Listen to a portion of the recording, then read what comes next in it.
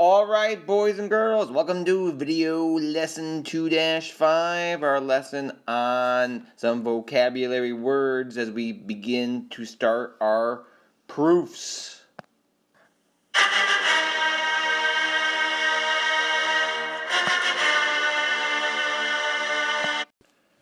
Okay, please make sure you get these words, these vocabulary words, down into your notes as we begin our lessons on proofs. Okay, on proofs. Gee, I'm a kook, but any which way, these are our words as we begin to get ready for our proofs. An axiom or a postulate is a true fact, and it is a fact because we just accept it to be true. Kind of like when your mother said because. It's true because it's true. We just accept it without proof. A theorem is a true fact. A theorem is a true fact. It's a true fact because we have been proven to be true. It's proven to be true. Okay? Theorems may or may not be reversible. Sometimes they work both ways. Sometimes they work just one way. Okay? A definition is a true fact. A definition is the meaning of a word. It's the meaning of a term. We just make up the word to fit our definitions. Definitions are always reversible. Definitions always work both ways. A given is a true fact for a specific problem. So a given are givens that are true only for a specific problem that we are doing. Just so you know, when we see a proof fact, the proof fact is what we're trying to be proved to be true in a proof. Until we prove it to be true, the proof statement may or may not be true. It's not true until we prove it to be true. Okay, lesson 2-6 is I can write a 2-column proof using postulates or axioms. We just talked about those. Those are true facts that are just given to be true. There are facts that we accept without proof. Definitions are meanings of words. Definitions are meanings of words. Properties we didn't talk about yet, but properties are just characteristics of certain geometric terms. And theorems, of course, theorems are facts that are proven to be true. These are proven facts. So, what is a proof? A proof, we are going to do proofs in a 2-column proof. On the left-hand side, we're always going to have our statements, and on our right-hand side, we're always going to have our reasons. So first thing we do when we do a proof is we're going to draw the little T-chart. On the left-hand side, we're going to start with our statements. Our first statements are always going to be our givens, and then we're going to have reasons here on the right-hand side. Why is the statement true? The last statement in a proof will always be what we're trying to prove. So the first statement or statements in a proof are the givens, and the last statement in our proof is what we're trying to prove.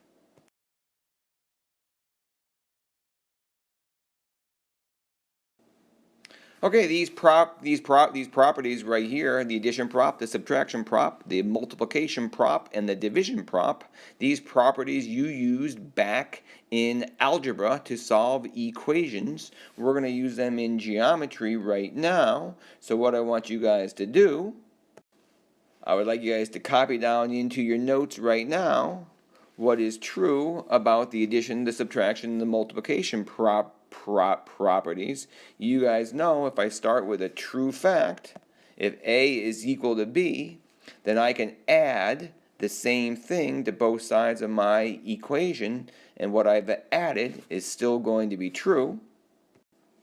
Okay, so if I have this is the addition prop, so let me get my marker. This is the addition prop. If I start with equals and add the same thing, my result is going to be equal. My subtraction property says, this is subtraction, if I start with equals, let me get my marker. If I start with equals, A is equal to B, and I subtract the same thing from both sides, my results are going to be equal. The next one, of course, is the multiplication prop. If I start with equals, if A is equal to B, and I multiply both sides by C, my results are still equal. And my last one is the div prop, the division property. If I start with equals, if A is equal to B, and if I divide by the same thing, then they are still equal. Okay, sometimes in geometry, we're going to start with equal things. If A is equal to B, and sometimes we're going to add, subtract, multiply, or divide by equal things, and C is equal to D. Then, by the addition prop, A plus C, start with equals. A is equal to B. Add equals. Let me switch colors. C is equal to D. My results are equal. I can do the same thing with the subtraction prop.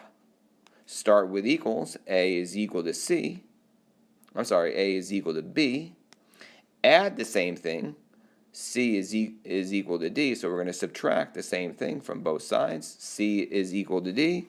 So A minus C is equal to B minus D. The subtraction property says those results are equal. The multiplication property says A times C. Start with equals. A is equal to B. Multiply by the equal value. C is equal to D. Therefore, my results are equal. And the last one in blue is the div prop. If A is equal to B, start with equals, divide by equals, C is equal to D. My results are going to be equal. Okay, please get these into your notes too. These are the properties of equality. I think you probably have heard these before in Algebra 2 and in years past. But the reflexive property says that anything is equal to itself. A is equal to A. Anything is equal to itself. The symmetric property says if A is equal to B, then B is equal to A. You do that in algebra all the time. Sometimes we have an answer and we're solving an equation and we write 3 is equal to x. When we're all done though, we switch sides. We just say, oh, x is equal to 3. So in other words, if A is equal to B, if 3 is equal to x, then B is equal to A, x is equal to 3. The transitive property says, we use this all the time too, if A is equal to B and B is equal to C, then A is also equal to C. Notice that all of these things are if-then statements. If-then statements. The substitution property says, if A is equal to B, then we can interchange them. We can replace one with the other at will. As long as if A is equal to B, we can replace A with B or B with A. And then this is a special Corbett thing. This is called double trans. Double trans. If A is equal to B and B is equal to C and C is equal to D, well, let's just stop for a minute. Let's just stop right here and get rid of and C is equal to D. If A is equal to B and B is equal to C, the transitive property says right here, then A is equal to C. Well, if A is equal to C, I'm going to get my eraser.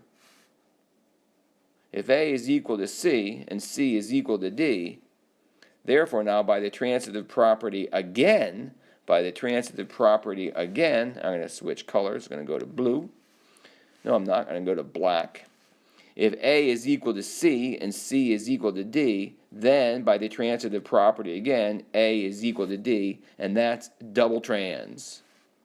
Okay, and the last one is the distributive property. The distributive property, and you know this from algebra. We know that A times B plus C is equal to AB plus AC, and we know that because I can distribute my A to both the B and the C, so when I multiply, I get AB plus AC.